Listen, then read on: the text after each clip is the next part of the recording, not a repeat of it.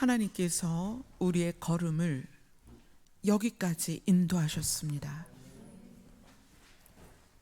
때로는 눈물로, 때로는 아픔으로, 때로는 낙심으로 우리의 걸음이 약해지고 느려질 때가 있었고, 때로는 멈춰 설 때가 있었지만 하나님께서 여기까지 도우셨습니다. 이제 우리 모두가 주님 앞에 서는 날까지 우리의 걸음을 인도하시고 도와주시옵소서. 오늘 우리가 드리는 예배를 아버지께서 기쁨으로 받아주시옵소서. 예수님 이름으로 기도드리옵나이다. 아멘.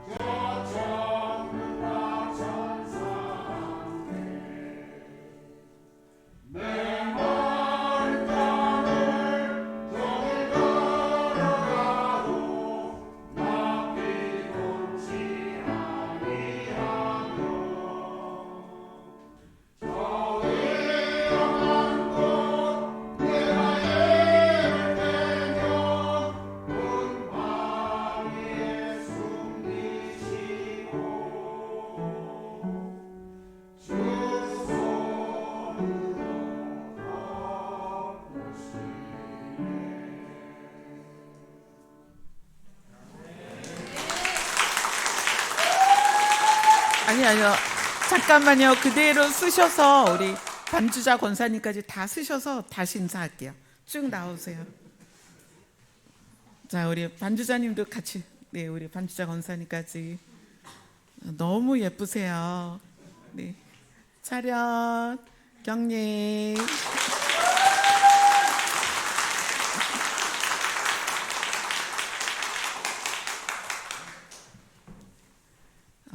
처음에는 우리 어르신들 찬양단을 만들면서 혹시 좀 힘들어하시면 어떻게 하나 또 여러 가지 걱정도 했는데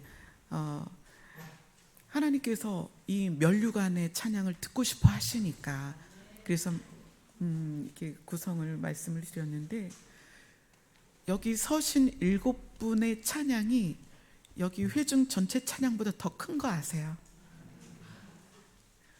그래서 제가 알았어요. 전체 회중의 소리가 90%는 스테파노스에서 나왔던 소리구나.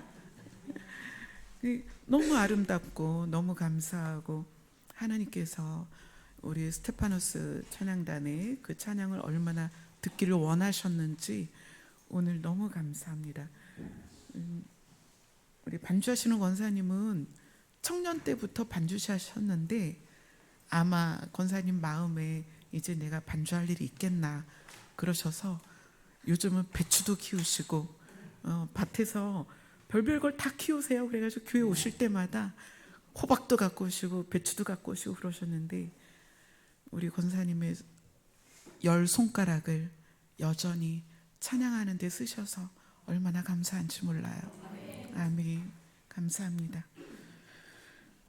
오늘 말씀은 요한복음 17장입니다.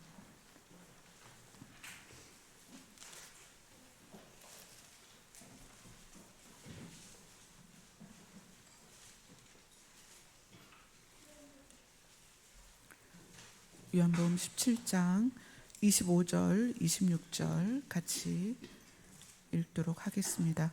요한복음 17장 25절, 26절 함께 읽습니다. 시작. 의로우신 아버지여, 세상이 아버지를 알지 못하였어도 나는 아버지를 알았사옵고 그들도 아버지께서 나를 보내신 줄 알았사옵나이다. 내가 아버지의 이름을 그들에게 알게 하였고 또 알게 하리니 이는 나를 사랑하신 사람이 그들 안에 있고 나도 그들 안에 있게 하려 함이니이다. 아멘. 오늘 여기 여러분이 앉아 계신 자리가 총 100석입니다. 네, 지금 100석에 거의 다 앉으셨고 스태프들 밖에 있고 그렇습니다. 여러분이 오늘 이곳에 모인 이유는 그 동기가 굉장히 다양할 거예요. 어떤 이유로든 여기에 오셨는데 오늘 예수님은 이렇게 얘기해요. 나는 아버지를 알았다. 세상은 아버지를 알지 못하여도 나는 아버지를 알았다. 우리가 성도라는 이름으로 교회에 모였다면 우리는 아버지를 알아야 합니다. 아버지가 누구일까요? 우리는 하나님을 아버지라 부르지만 그리고 우리가 어떤 일이든 마무리에는 주님이 가르쳐 주신 기도를 해요. 근데 그 주님이 가르쳐 주신 기도문의 시작이 뭐냐면 하늘에 계신 나의 아버지요. 이렇게 한단 말이에요. 예수님이 요한복음을 통해서 세상은 아버지를 모르지만 나는 아버지를 알았다. 그 다음에 이제 그들도 아버지께서 나를 보내신 줄 알았다에서의 그들은 예전에도 말씀드렸듯이 예수님이 하나님의 아들인 것을 믿은 그들 또 예수님이 하나님의 아들인 것을 믿게 될 잠재적 그들이다 그랬어요. 그렇죠? 그들도 아버지께서 나를 보내주신 줄 알았사옵나이다. 이제 예수님이 하고 싶은 게 뭐냐면 내가 아버지의 이름을 그들에게 알게 하였고 또 알게 하리니. 예수님이 이 땅에 오신 것은 하나님이 누구신지를 알게 하고 싶으신 거예요. 여러분이 만약에 누군가에게 하나님을 소개한다면 하나님을 누구라고 소개할 수 있겠어요? 하나님이 누구신가라는 것은 아마 여러분의 경험치에서 나올 거예요. 하나님을 경험한 경험. 여러분의 경험치가 있다면 누군가에게 하나님을 소개할 때 여러분의 경험치를 가지고 소개를 할 거예요. 또 여러분이 교회에서 교육을 받았다면 그 교육의 내용을 가지고 하나님을 소개를 할 것입니다. 그런데 하나님이 누구신지를 분명히 아는 것이 어떻게 드러나냐면 26절에 보면 내가 아버지의 이름을 그들에게 알게 하였고 또 알게 하리니 왜냐하면 하나님을 안다는 것이 나를 사랑하신 사랑이 그들 안에 있고 나도 그들 안에 있게 하려 합니다. 자, 이건 무슨 얘기냐면 하나님이 누구신지를 안다면 하나님을 아버지라고 부른다면 그 증거가 뭐냐면 하나님이 예수님을 사랑하신 그 사랑이 고스란히 우리 안에 있어야 돼요. 하나님이 아들을 사랑하신 그 사랑이 우리 안에 있어서 또 예수님이 우리 안에 있어서 내가 내 자신 안에서 무엇이 발견돼야 되느냐? 하나님의 사랑과 예수님이 발견돼야 돼요. 하나님이 누구냐라고 했을 때 하나님이 누구냐라고 우리가 사람들에게 소개를 한다면 하나님이 우리를 사랑하셔서 하나님이 자기 아들을 세상에 보내시고 우리 대신 목숨을 버려서 우리의 생명을 살리셨어라는 게 우리 안에서 저절로 나와야 된다는 거예요. 그 고백이 나와야 된다는 거예요. 하나님을 아버지라고 부른다면 그 고백이 입술에서 머리에서 나오는 게 아니라 마음에서 나와야 된다는 거예요. 근데 아직 내 마음에서 그 고백이 안 나온다면, 그 고백을 할 수 없다면 우리는 아직도 하나님을 알아가고 있는 거다. 이거는 하나님을 믿는 것과 알아가는 것이 좀 다르다는 걸 여러분이 이해를 하셔야 돼요. 여기 계신 분들은 하나님이 계시다 또는 하나님이 신이시다, 신이 있다 이런 것의 개념은 여러분이 알고 있고 믿어졌어요. 그런데 신이 믿어진 것과 그 믿음에 의해서 우리 안에 채워져야 될 것이 채워지는 거랑은 좀 다르다는 거예요. 하나님이 신이신 것이 믿어졌지만 하나님의 사랑과 예수 그리스도가 내 안에 채워지는 것은 갭이 있어요. 시간의 갭이 있어요. 믿음과 동시에 채워지는 건 아닙니다. 그래서 이것을 알아가는 과정이다, 이렇게 표현할 수가 있어요. 자, 요한복음은 생명을 논하기 시작한 성경입니다. 생명에 대해서. 근데 이 생명이 우리가 흔히 말하는 생명은 어떤 생명이냐면 목숨이다. 우리가 흔히 말하는 생명은 육에 관련된 생명이다. 그런데 요한이 요한복음을 통해서 말하고자 하는 생명은 뭐다? 영원한 생명이다. 그래서 우리가 이해하기 어렵다는 거예요. 이 영원한 생명은 신의 차원의 생명이고 신적 개념의 생명이다. 그래서 영원한 생명을 우리가 이해하기는 아주 어렵다. 왜냐하면 경험한 적이 없으니까. 그렇죠? 우리 경험치 안에 영원한 생명은 없습니다. 경험한 적이 없어요. 우리가 오래 살기를 원하긴 하지만 영원한 것에 대한 경험치가 없기 때문에 이해할 수 없는 것이 이 영생이에요. 그래서 그것을 기이한, 신비한 것이다, 이렇게 표현을 합니다. 자, 그러면 이 생명은, 목숨이 아닌 이 영원한 생명은, 영생은 어떤 또 특징을 가지고 있느냐? 이 영원한 생명은 누구에게 속한 것이냐면 신에게 속한 거예요. 신의 특징이죠. 인간은 영원할 수 없어요. 그러나 신은 영원합니다. 신의 특징이 영생이에요. 그렇다면 이 생명, 영생의 또 다른 그 모양이 있는데, 이 모양이 뭐냐면, 여러분이 생각할 때 이 신약 성경에서 사랑이라는 단어가 어느 책에 가장 많이 나올 것 같아요? 이 사랑이라는 단어가 신약 성경 안에 어디에서 가장 많이 나오냐면 요한복음에 가장 많이 나와요. 왜 그러느냐? 사랑이라는 것은 신적 차원의 개념입니다. 신의 특성이에요. 사랑은 사람에게서 시작된 게 아닙니다.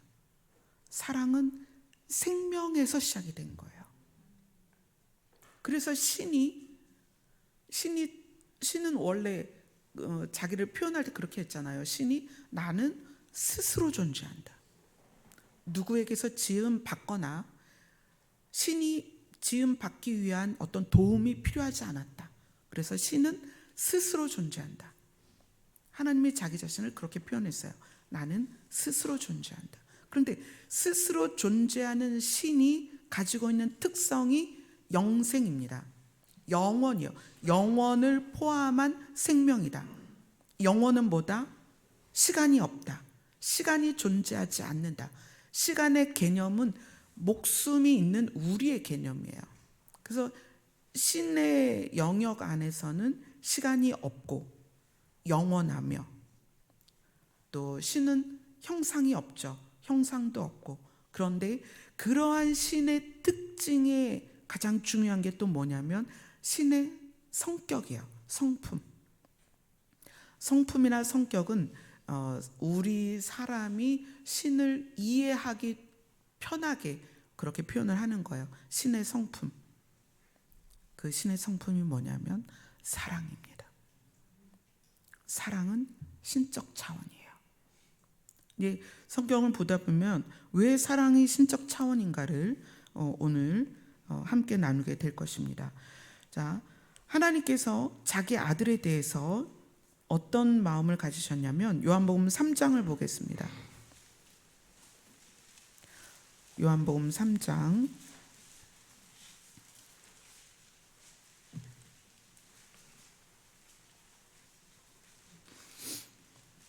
35절입니다.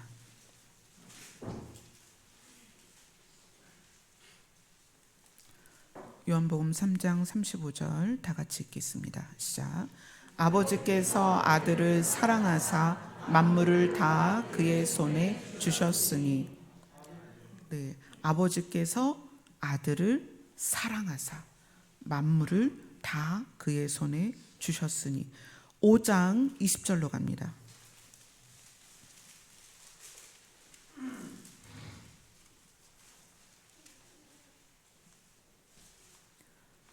같이 읽습니다. 5장 20절 시작.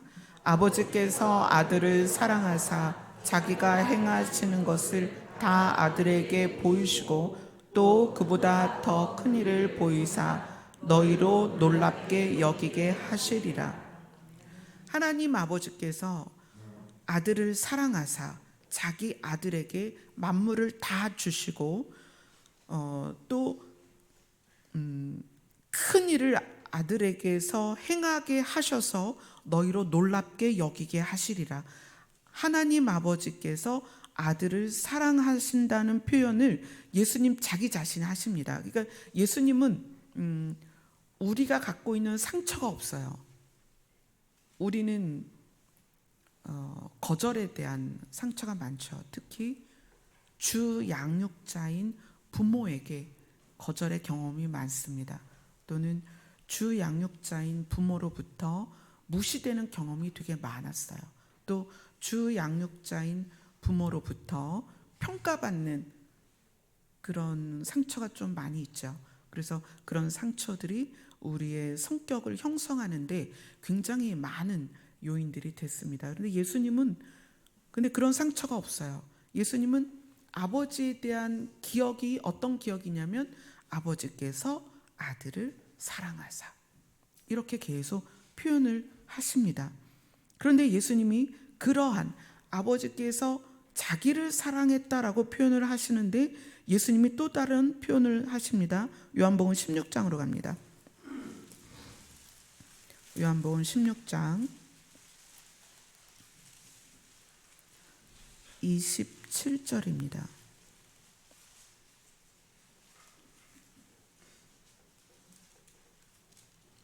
같이 읽습니다. 시작.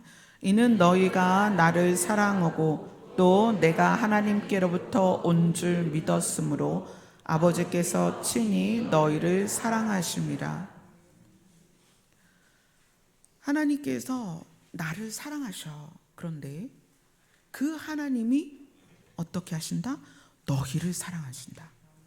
지금 예수님이 표현하시는 거예요. 예수님이 아버지께서 나를 사랑하시는데 그 아버지께서 너희도 사랑하셔.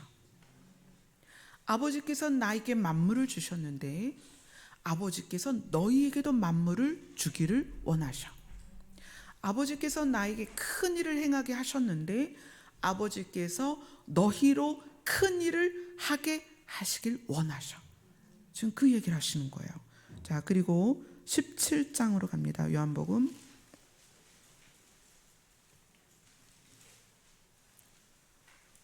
23절입니다.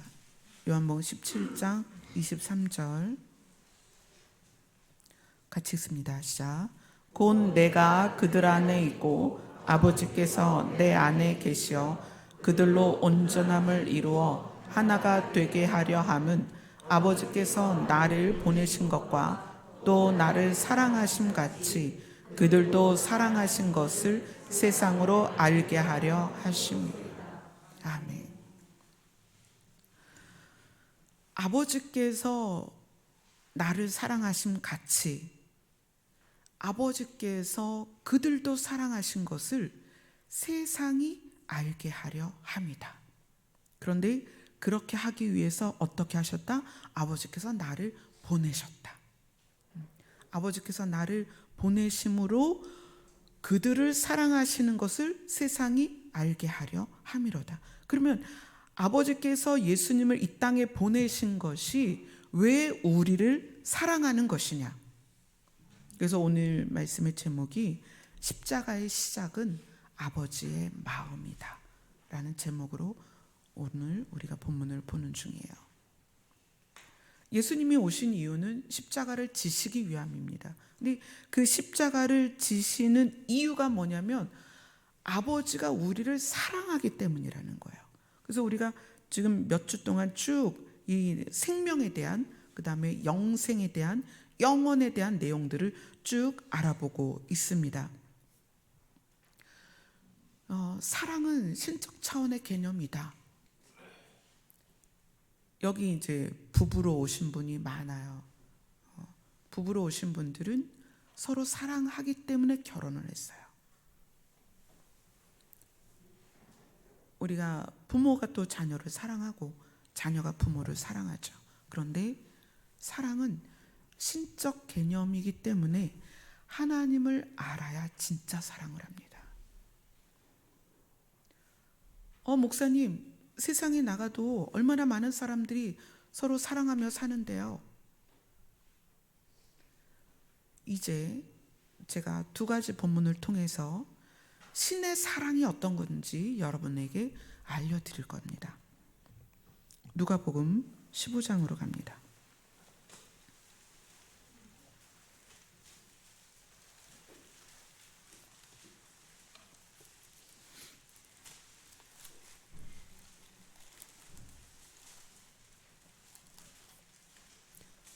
누가복음 15장 11절부터 13절까지 보겠습니다. 누가복음 15장 11절에서 13절까지 같이 읽습니다. 시작. 또 이르시되 어떤 사람에게 두 아들이 있는데 그 둘째가 아버지에게 말하되 아버지여 재산 중에 내게 돌아올 분깃을 내게 주소서 하는지라. 아버지가 그 살림을 각각 나누어 주었더니 그 후 며칠이 안 되어 둘째 아들이 재물을 다 모아 가지고 먼 나라에 가 거기서 허랑방탕하여 그 재산을 낭비하더니. 지금 읽은 부분은 예수님이 그 아버지가 어떤 분인가에 대해서 이제 이야기를 들려주는 거예요. 어떤 사람에게 두 아들이 있습니다. 여기 계신 분 중에도 두 아들이 있는 분이 있을 거고, 또 뭐 세 딸이 있는 분도 있을 거고, 여러분들이 있을 거예요. 자, 자녀들이 아버지에게 요구를 하는 거예요. 아버지의 재산 중에 내 몫을 주세요. 그러니까 아버지가 재산을 나눕니다. 근데 여기에서 아버지는 둘째에게만 재산을 준 게 아니고 첫째와 둘째에게 재산을 나누어 줬어요. 그들에게 맞게. 그래서 이렇게 표현돼요. 그 살림을 각각 나누어 주었더니, 다른 성경에는 그들에게 나누어 주었다. 그래서 형에게도 나누어 주고 동생에게도 나누어 줬어요. 그랬더니 이제 둘 다 얼마나 기쁘겠어요. 아버지가 돌아가셔야 재산을 받을 때입니다. 이때는. 근데 아버지가 돌아가시기 전에 자기의 재산을 나눠가지고 첫째에게도 첫째의 몫을 주고 둘째에게도 둘째의 몫을 줬어요. 근데 이제 이 두 아이가 되게 좋았겠죠. 근데 며칠이 안 돼서 둘째가 아버지로부터 받은 재산을 싹 모아가지고 집을 떠납니다. 자, 떠날 때에는 굉장히 포부가 컸겠죠. 자, 이 재물을 가지고 먼 나라로 갔는데, 물론 이제 사업적인 계획도 가졌겠지만 가서 거기서 허랑방탕하여 그 재산을 다 낭비합니다. 근데 설상가상 거기에 흉년이 들어요. 엄청 큰 흉년이 들어서 그 상황이 어떻게 표현되냐면 궁핍한지라 이렇게 표현이 돼요. 그래서 그 궁핍하게 된 둘째 아들이 어떤 사람에게 이제 자기가 먹고 살 수 없으니까 도움을 요청합니다. 그래서 그 사람이 돼지를 치게 해요. 그러니까 돼지를 많이 키웠나 봐요.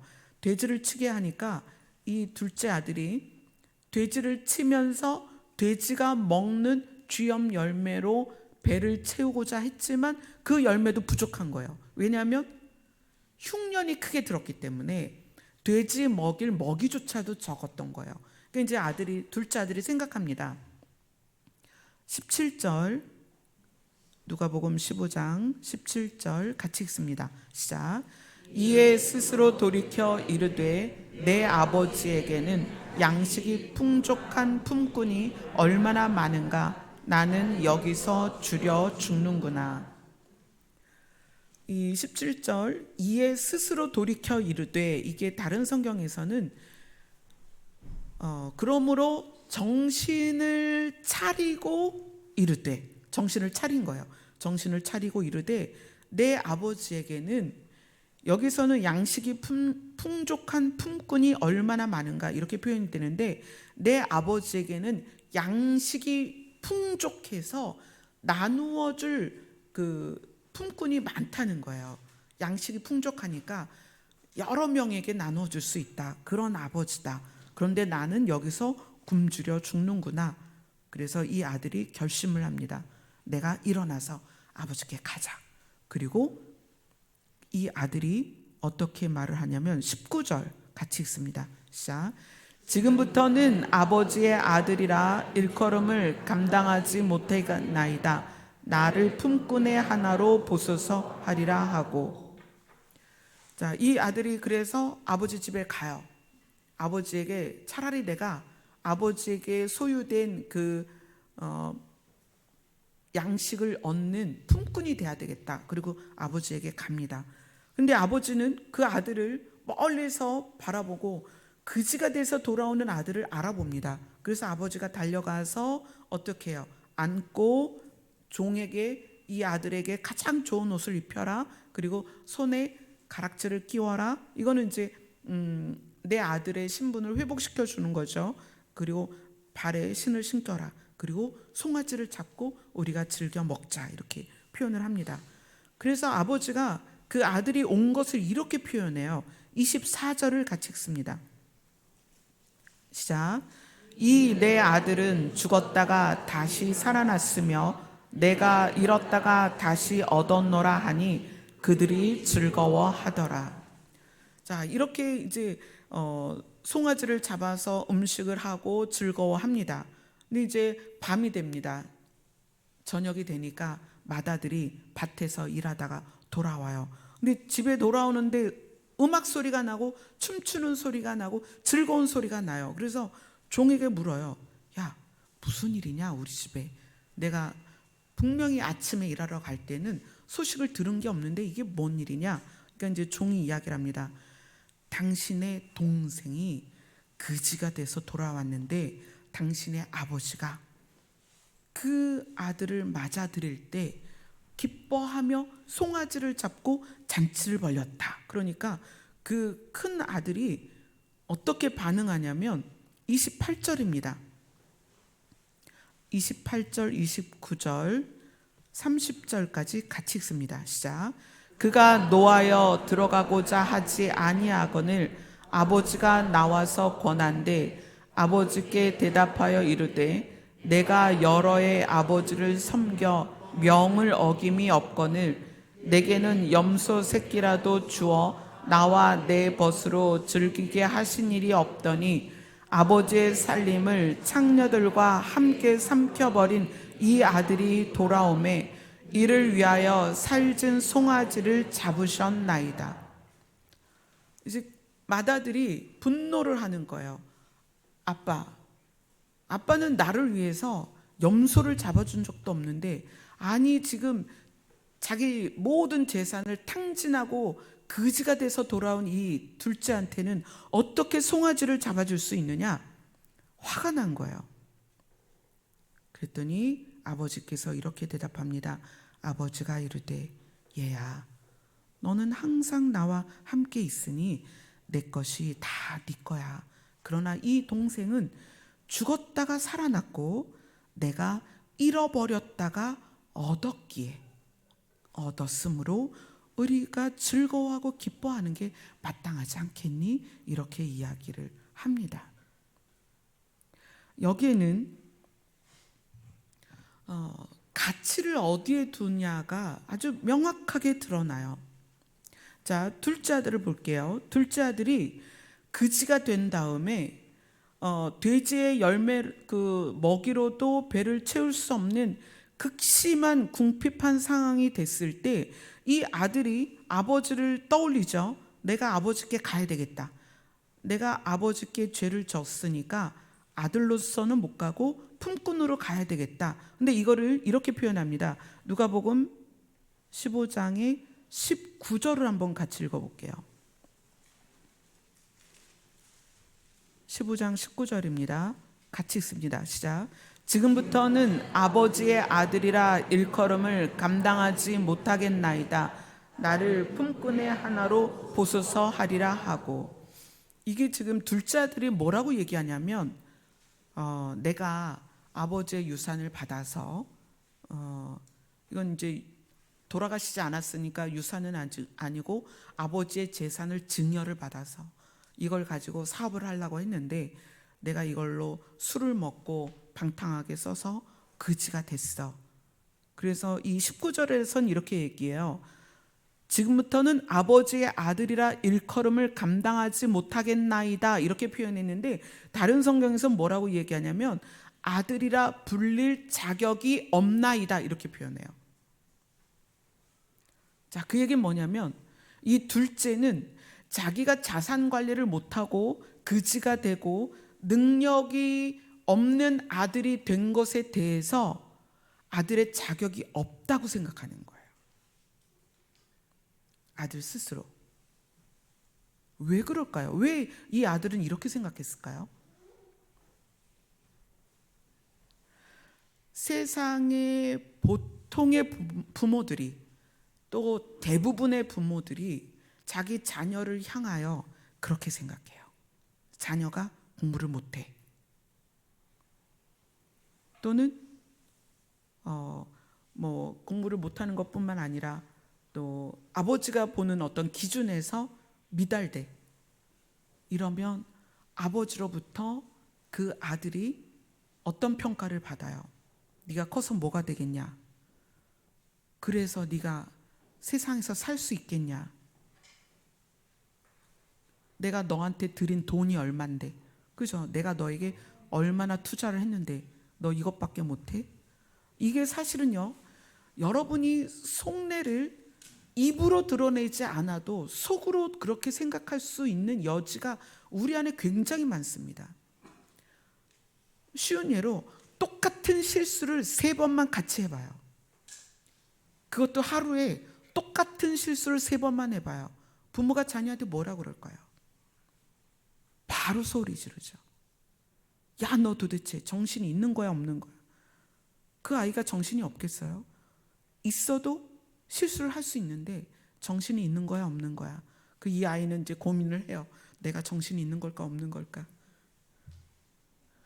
부모가 얘기하죠. 너 커서 뭐가 될래? 이 아이 고민하죠. 내가 커서 뭐가 될까?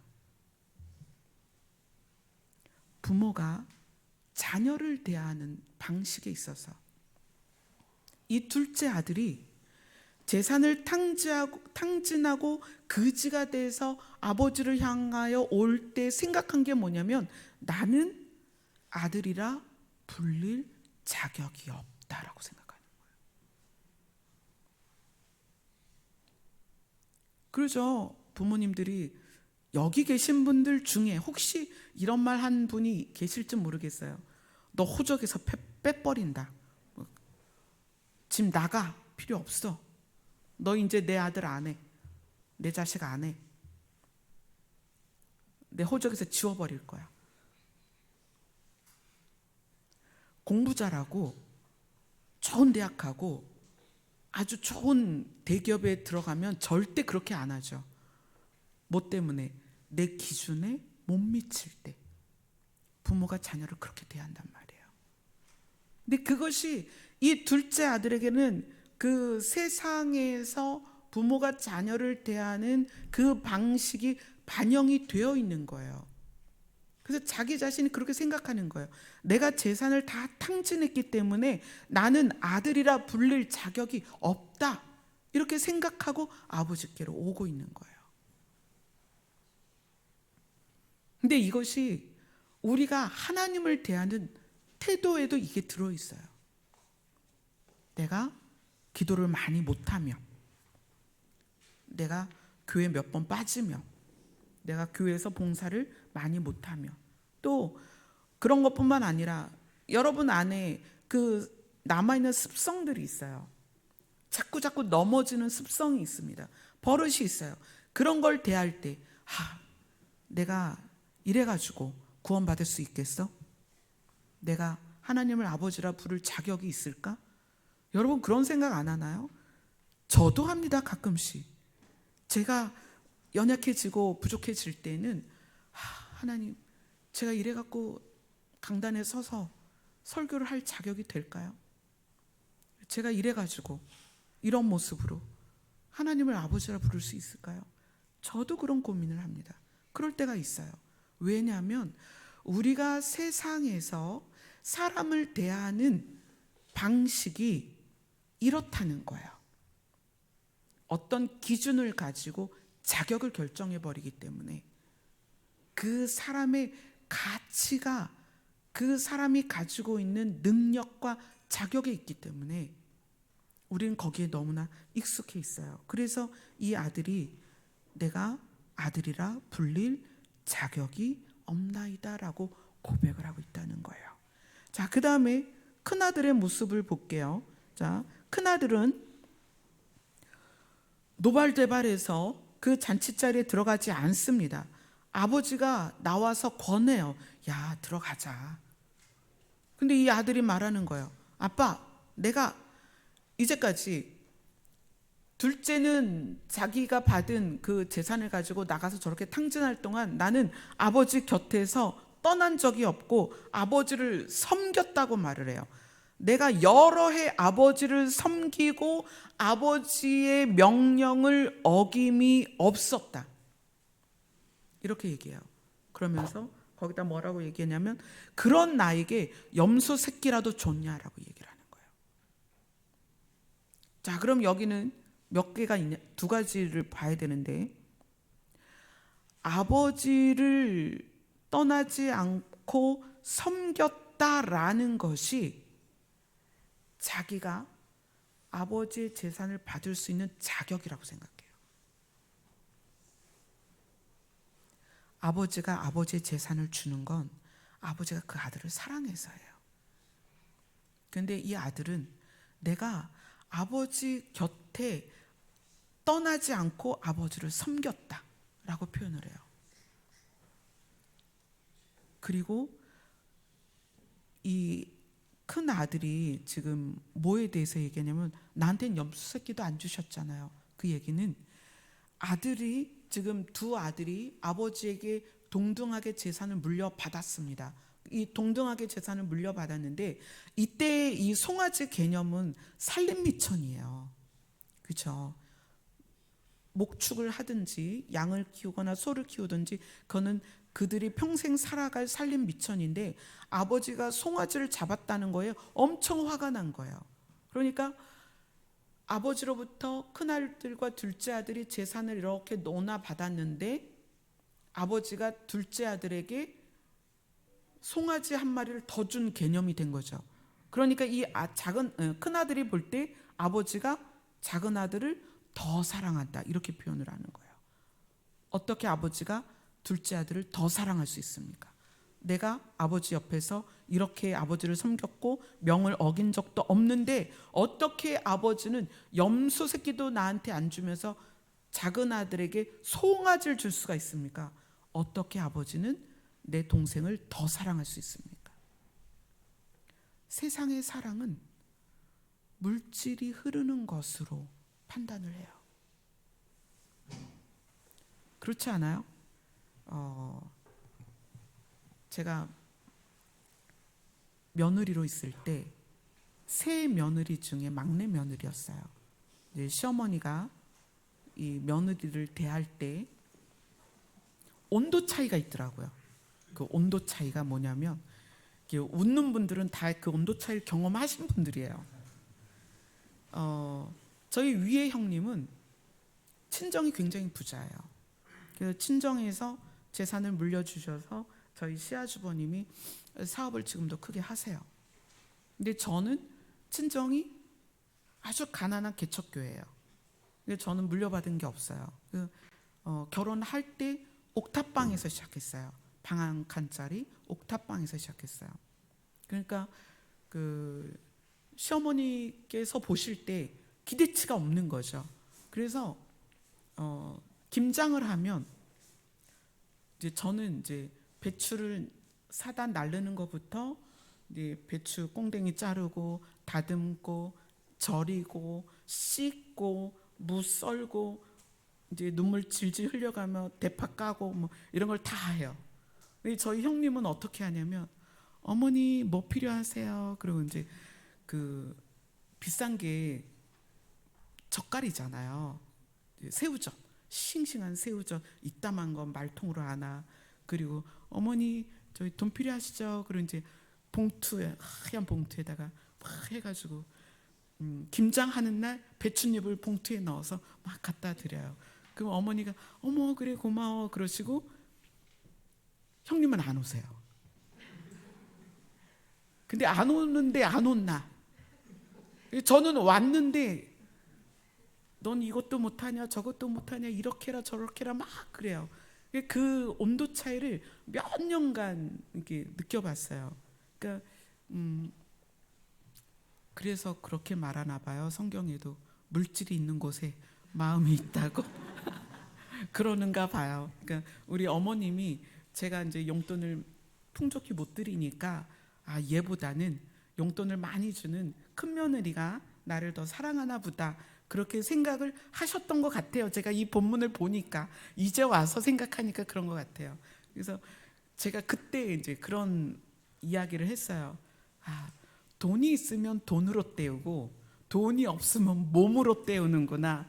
우리 어머님들 다 공감하실 거예요. 제가 이제 그렇게 경험이 좀 있어요. 근데 이 큰아들이 그걸 느낀 거예요. 아빠는 나를 위해서 염소도 안 잡아줬는데 막내를 위해서 송아지를 잡아주니까 저 살림미천을 가지고 막 잡아서 요리를 해주니까 화가 나는 거예요. 아니 어떻게 내가 그렇게 아버지를 위해서 이렇게 열심히 했는데 둘째를 더 사랑할 수 있느냐. 아버지의 물질이 흐르는 곳을 이 아들은 그렇게 생각하는 거예요. 아버지가 둘째를 더 사랑한다. 그래서 화가 나는 거예요. 내가 열심히 했는데도 불구하고.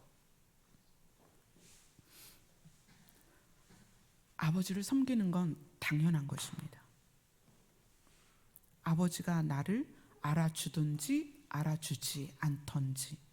여기 자녀들 잘 들으셔야 돼요. 부모를 섬기는 건 당연합니다. 부모가 대가를 주든 안 주든 부모를 섬기는 것이 마땅합니다. 근데 이제 이 큰아들은 자기가 그렇게 섬긴 것에 대해서 보답을 못 받고 작은 아들에게 물질이 흐르는 거에 대해서 지금 화가 났어요. 노하여서 그 잔치자리에 들어가지 않았다라고 표현을 하는 거예요. 그런데 아버지는 전혀 다른 관점으로 이야기를 합니다.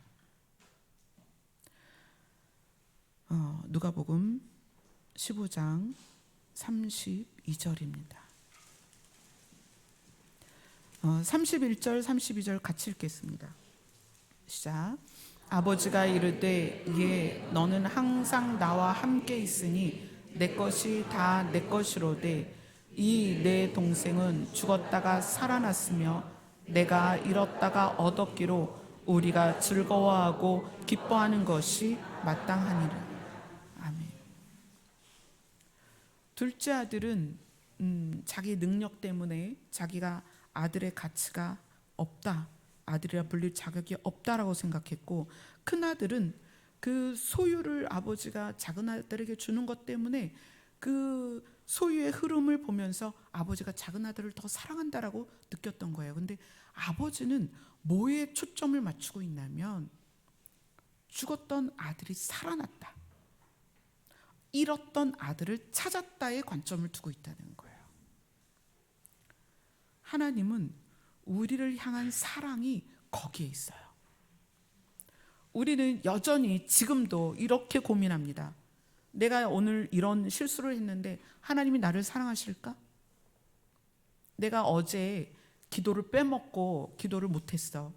오늘도 그런데 스케줄이 생겨서 기도를 못해. 이러면 하나님이 나를 싫어하지 않을까? 나를 외면하지 않을까? 이것이 우리가 하나님이 우리를 향한 사랑이 무엇에 가치를 두고 있는지를 모르기 때문에 이 고민을 하는 거예요. 그래서 예수님의 십자가에 대해서 이렇게 얘기합니다. 예수님이 십자가에 지신 그 사건이 하나님이 우리를 얼마나 사랑하는지 그 사랑을 확증하는 것이다. 하나님은 우리에 대하여 나중에 우리가 이제 마지막을 경험하는 날, 그것이 전체적인 날일 수도 있지만 개별적인 날일 수 있어요. 여러분 개별적으로 여러분의 마지막 날을 맞이할 것이고 또 이 인류 전체가 마지막 날을 맞이할 텐데, 그때 주님 앞에서의 구분은 뭐냐면 예수님을 믿었느냐 안 믿었느냐 그것뿐이에요. 저는 그것이 여러분이 반드시 기억해야 될 부분이라고 생각해요. 늘 우리의 고민은 뭐냐면 어떻게 하면 하나님이 더 기뻐하실까? 이렇게 하면 하나님이 나를 싫어하실까? 무엇이 하나님의 뜻일까? 이걸 굉장히 고민하세요. 저는 여러분들이 하나님의 사랑은 변함이 없다는 것과 하나님의 사랑의 가치는 내가 하나님을 아버지라 부르는 거에 있다는 거예요. 여러분 자신이 하나님을 아버지라고 부른다면 하나님은 우리의 아버지가 되어주십니다. 근데 그 아버지가 되어주실 때 우리가 무엇을 소유했고 무엇을 얼마나 했고 무엇을 어떻게 이루었느냐에 있는 게 아니라는 거예요. 우리가 하나님을 아버지라고 부르는 그 사실에 하나님이 감격해서 그래, 내가 너의 아버지가 되어줄게. 그리고 내가 너에게 이 만물을 다 줄게. 내가 너를 통하여 놀라운 일을 이루어 줄게.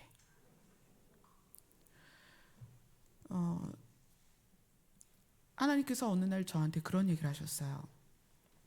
이 강을 건너라. 근데 이 강을 건너라라는 말씀이 막 싸하게 들리는 거예요. 어떤 느낌이죠? 아, 뭔 일이 있겠구나. 그런데 그 다음에 하신 말씀이 네가 이 강을 건너야 이 강 앞에 있는 사람들 네가 도와줄 수 있다. 그렇게 시작한 그 강을 건너는 여정이 10년이 걸렸어요. 남편이 2013년에 암이 발견되면서 말기암 투병을 하다가 돌아가시고, 그리고 찬미가 2015년부터 아프기 시작해서 지금까지 쭉 이 과정을 오는 이 10년이 하나님께서 이 강을 건너라 하신 그 강이에요. 그리고 이 강이라는 거는 강을 건너야 수심이 어떤지, 물이 얼마나 차가운지, 또 물의 빠르기, 속도가 어떤지를 알 수가 있거든요. 그래야 그 강을 건너고 나서 그 강 건너편에서 사람들에게 아, 그쪽으로 가면 물이 깊어지고 그쪽으로 가면 물살이 세니까 이쪽으로 오세요 라고 할 수가 있는 거죠. 그런데 며칠 전에 그렇게 말씀을 주셨어요. 너의 고난이 이제 끝났다, 이렇게 말씀을 해주셨어요. 꼬박 10년이 걸렸어요. 제가 그 음성을 듣고 여러분들에게 바로 말씀을 드리지 않고 혼자 참 많은 생각을 했어요.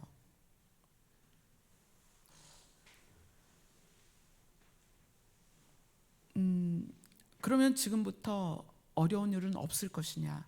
사실 그렇지는 않아요. 고난이 끝났다는 것은 제 개인사에 대한 내용이에요. 시대는 힘든 일들이 앞으로도 얼마든지 있습니다. 사회적으로도 정치적으로도 힘든 일들은 얼마든지 있어요. 우리가 이 힘든 일들 안에 이렇게 섞여 살고 있는데, 이 힘든 일들을 지나면서 우리의 마음이 하나님이 우리를 향한 사랑의 끝이 무엇인지를 우리가 늘 기억해야 된다는 거예요. 십자가의 시작은 아버지의 마음이다. 예수님이 십자가를 지셨는데 예수님이 그렇게 표현해요. 아버지가 나를 사랑하셔. 아버지가 나를 사랑하시는데 예수님이 뭘 해야 되는 거예요? 십자가를 지셔야 되는 거예요.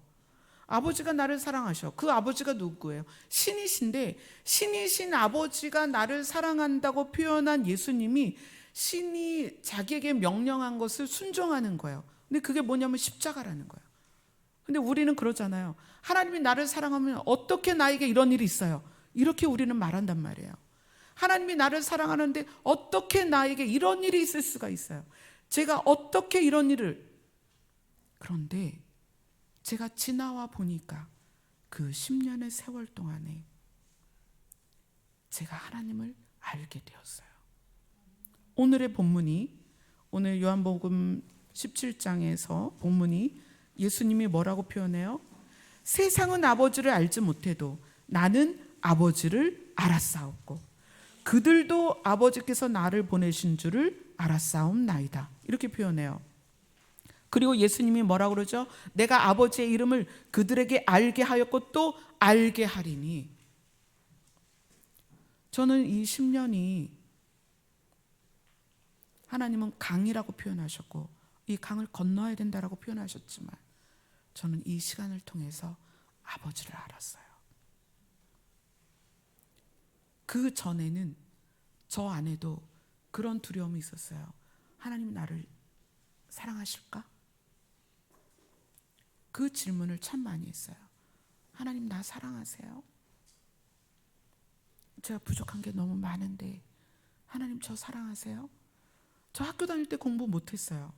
공부를 못한 것보다는 공부를 안 했어요. 공부하는 거 별로 안 좋아했어요. 딱 그 교과 과목 중에 제일 좋아하는 과목만 했어요. 뭘 제일 좋아했냐면 수학을 제일 좋아했어요. 그래가지고 수학은 시험 보면 100점을 많이 맞았어요. 그러니까 중학교 3학년 때 수학 우리 담임이 수학 과목이셨어요. 근데 제가 중3 말에 이제 고등학교 입시를 해야 되잖아요. 지원서를 쓸 때 여상을 지원했어요. 왜 그러냐면 집안이 너무 가난하니까, 정말 찢어지게 가난하니까. 저는 서울에 살면서도 수제비 끓여 먹었거든요. 쌀을 살 수가 없어서 수제비 끓여 먹으면서 학교를 다녔단 말이에요. 그러니까 그 학교에 학비를 못 내서 등교 정지 처분도 받고 중고등학교 때를 그렇게 보냈어요. 그래서 학교를 인문계 가기는 힘들겠고 상고를 가서 빨리 돈을 벌어야 되겠다. 그리고 여상을 지원을 했는데 담임 선생님이 수학이다 보니까 야, 네가 이렇게 공부를 잘하는데 여상을 가면 어떡하니? 그리고 인문계로 그거를 바꿔줬어요. 넌 인문계 가야 돼. 근데 제가 공부를 못했다는 건 뭐냐면 수학 말고는 안 했어요, 별로. 그래서 그 시험지 받으면 답안지에 몇 개 안 썼어요. 근데 수학은 재밌어 하니까 수학은 정말 열심히 했는데, 근데 저는 이제 성장하면서 특출나게 잘하는 게 없어요. 상장도 별로 받아본 적도 없고, 뭐 열심히 학교 가서 개근상이나 받아봤지 상장을 받아본 적도 없고, 그러다 보니까 제 안에 누구에게 나는 이렇다라고 표현할 게 없었어요. 어떤 것도. 그런 저 자신이 어릴 때부터 그 소외감이나 사랑받지 못했다라는 거, 또 누군가에게 존귀하게 여김을 받지 못했다라는 것이 자라가면서 그게 하나님과 연결이 되는 거예요. 그러니까 늘 하나님이 나를 사랑하실까? 하나님이 나를 귀하게 보실까? 내가 이런 상황인데 하나님이 나를 떠나시면 어떡하지? 늘 그런 게 있었다는 거예요. 그런데 이상하게 오히려 연단을 통해서, 시련을 통해서 그 깊은 강을 건너면서 아버지를 알게 됐어요. 그래서 금요일 날 제가 여기 이사를 준비하면서 사실은 이제 2번이나 쫓겨난 거잖아요. 구리에서도 쫓겨나고 홍성에서도 쫓겨나고. 그래서 제 목회가 7년인데 이 7년 안에 여기가 3번째 교회예요. 남편과 있었던 교회 빼고 제가 단독 목회 7년인데 얼마 안 되잖아요. 7년인데 여기가 3번째 교회란 말이에요. 가정도 그렇게 7년 안에 3번 이사하려면 힘든데 교회가 3번을 이사하니 얼마나 일이 많겠어요. 이번에도 이사하면서 거의 이제 새벽 3시, 4시에 퇴근을 했어요. 네. 금요일 날 새벽 3시 반에 집에를 가서 새벽 4시에 기도를 하는데 무슨 기도가 나왔겠어요? 아버지께서 하셨습니다. 그거밖에 없더라고요. 아버지께서 하셨습니다. 왜냐면 저 자신이 잘 아시잖아요. 제가 뭐 리더십이 강한 것도 아니고 뭐 손을 얹어서 병을 낫게 하는 사람도 아니고 막 예언을 하는 사람도 아니고 뭐 환상을 보고 환상을 말하는 사람도 아니에요. 그런데 그 7년의 시간에 이제는 다시는 쫓겨나지 않는 교회로 옮기신 것은 아버지께서 하신 거예요. 예수님은 우리의 아버지가 누구신지를 우리에게 알려주고 싶어 하세요. 우리의 아버지는 하나님이십니다. 하늘에 계신 하나님이 우리의 아버지라는 거예요. 그래서 제가 기도하면서 그 새벽 4시에 딱 그 한마디밖에는 할 게 없는 거예요. 아버지께서 하셨어요. 아버지 아시잖아요.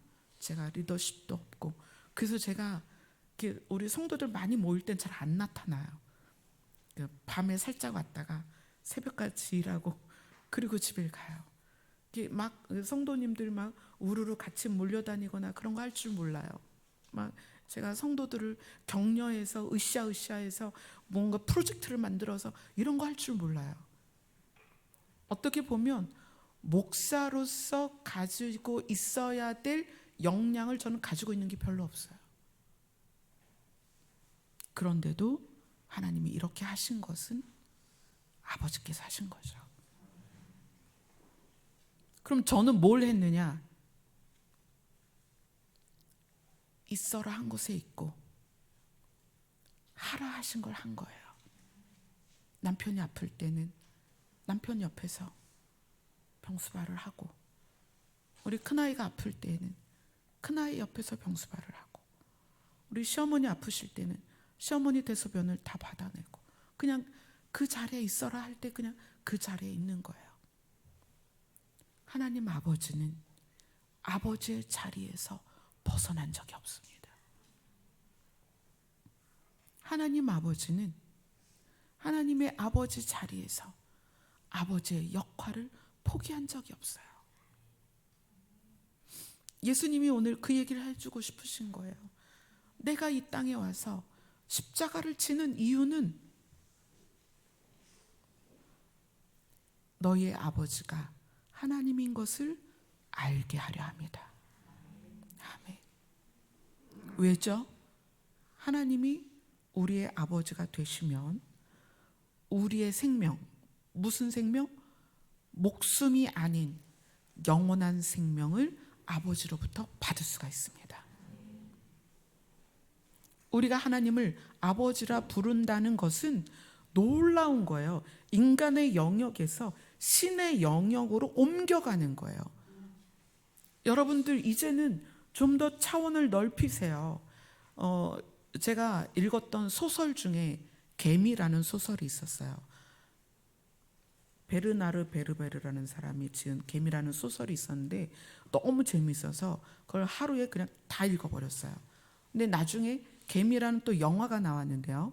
그 개미라는 영화도 이제 많은 사람들이 재밌게 봤죠. 근데 그 개미라는 영화의 끝 장면이 무슨 장면이냐면, 이제 일개미, 병정개미, 또 여왕개미, 개미들은 이렇게 신분이 나눠 있잖아요. 그들의 세계를 너무나 재밌게 드라마로 만든 거예요, 영화화해서.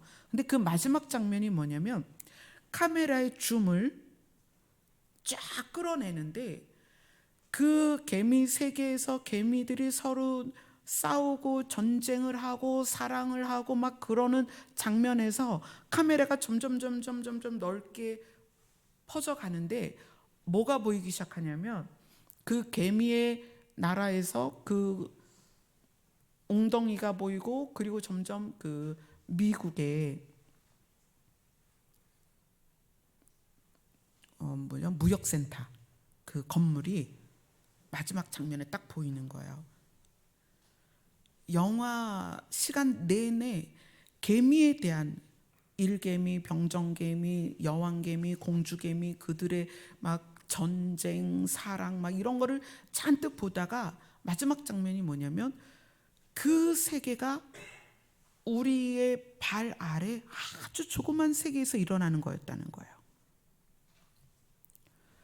여러분이 눈으로 보는 것과 여러분이 경험한 것과 여러분이 지식으로 배운 것의 한계가 어디인지를 여러분 아셔야 돼요. 여러분이 가지고 있는 지식 체계와 경험치는 영원에 비하면 정말 작은 부분이라는 거예요. 그래서 저는 여러분이 가치를 좀 확장시켰으면 좋겠어요. 여러분의 가치를 영원한 것으로 확장시켰으면 좋겠어요. 지금 당장 눈으로 볼 수 있는 거, 당장 여러분이 손으로 만질 수 있는 거, 정말 이거 아무것도 아니에요. 다 사라지는 거예요. 우리는 어디에 포함되어 있냐면 영원이라는 세계 안에 포함되어 있어요. 그래서 여러분들이 그것을 영원까지 확장시켰으면 좋겠다. 이게 여러분을 향한 제 마음이에요. 예수님이 오늘 이렇게 얘기하는 거죠. 아버지를 알았으면 좋겠다. 신을 알았으면 좋겠다. 우리의 영역이 인간의 영역에서 신의 영역까지 확장됐으면 좋겠다는 거예요. 각자의 시간이 이 땅에서 얼마나 남아 있는지 저는 모릅니다. 여기에 계신 100여 명의 사람들이 출생 연도는 있어요. 그러나 우리의 끝이 언제인지 몰라요. 근데 우리의 끝은 무엇과 닿아 있냐면 영원과 맞닿아 있어요. 지금은 매 시간이 카운트다운 되고 있지만 우리는 영원과 금방 만나게 될 것입니다. 그래서 여러분이 가치를 영원으로 확장시켰으면 좋겠습니다. 우리가 이제 다시는 이사하지 않아도 될 건물로 이사 와서 첫 예배를 드리는데 여러분하고 무슨 이야기를 함께 나누는 것이 좋을까 많이 생각을 했었어요. 하나님은 여러분의 아버지이길 원하십니다. 하나님은 여러분이 하나님을 아버지라고 불러주기를 원하십니다. 그럴 때 하나님은 만물을 여러분에게 주실 것이고 영원에 속한 세계를 여러분에게 주실 것입니다. 아멘. 기도하겠습니다.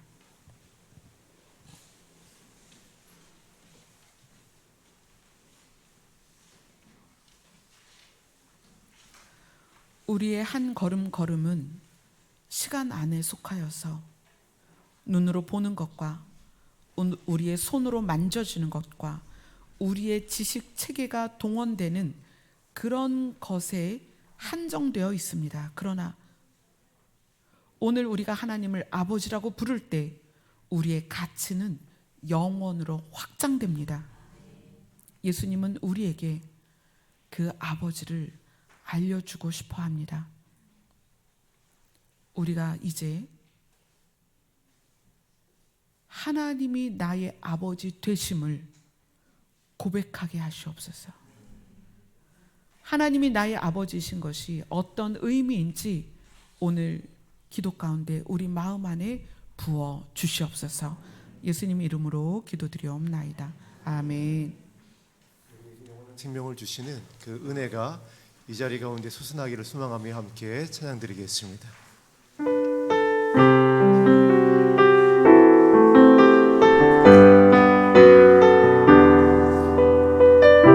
아버지의 사랑으로 우리를 이곳까지 인도하여 주셨습니다.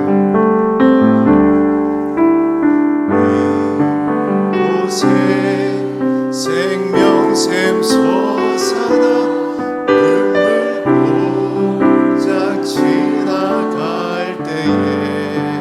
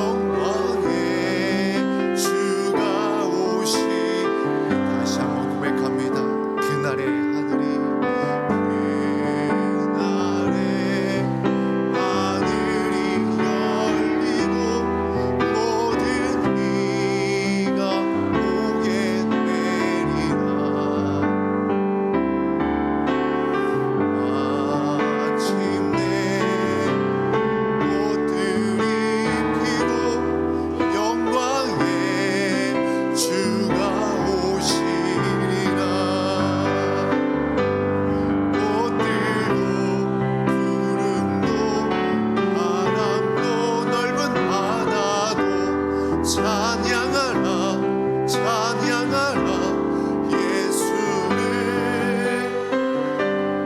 하늘을 울리며 노래해 나의 영혼아 은혜의 주 은혜의 주 은혜 꽃들도 구름도 꽃들도 구름도 바람도 넓은 바다도 찬양하라 찬양하라 예수를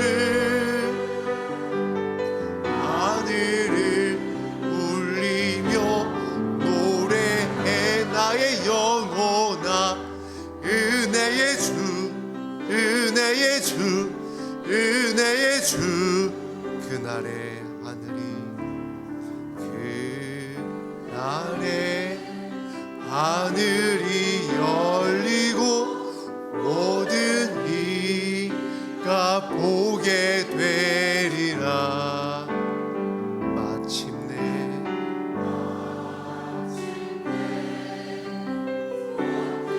영광의 주님이 오십니다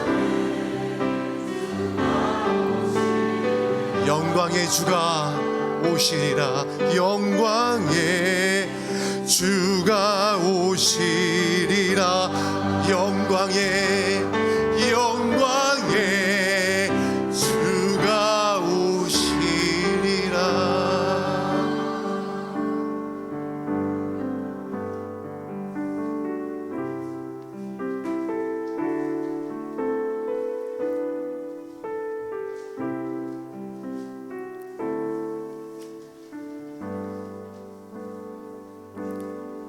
하나님이 아버지시라는 것이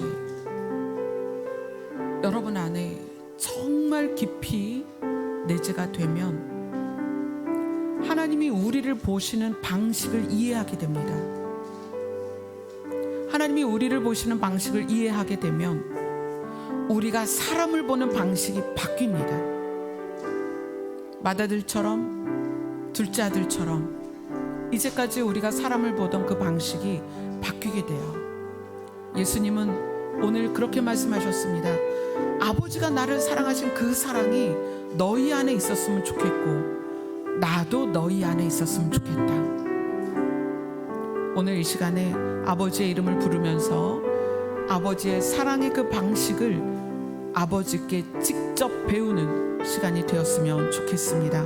기도하겠습니다.